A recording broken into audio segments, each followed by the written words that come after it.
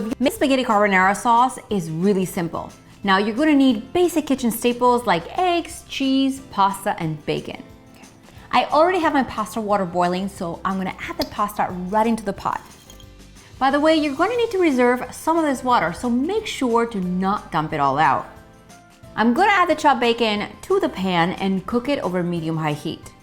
Now once the bacon begins to fold over and cook through, it's time to add the onions and garlic. Let that cook for about a minute until it's softened and golden brown. Now before starting the sauce, we're gonna check on the pasta. Now it looks done, so we're gonna reserve a cup of water and then drain it and set it aside. You always wanna reserve a little more than the recipe calls for, just in case you wanna add more.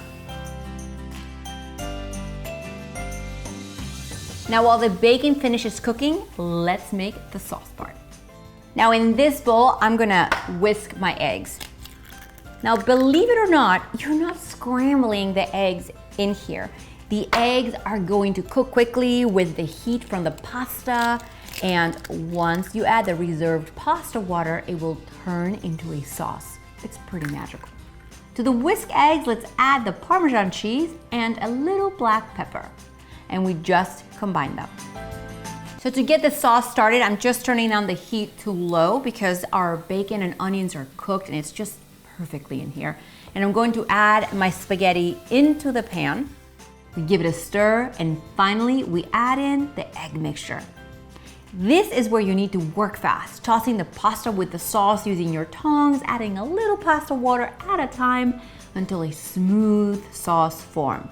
If you don't, the sauce will be more like scrambled eggs, and you don't want that.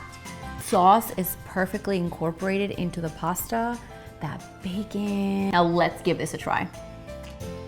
Creamy, cheesy, bacony. This spaghetti carbonara will never get old. I cannot wait for you guys to try it.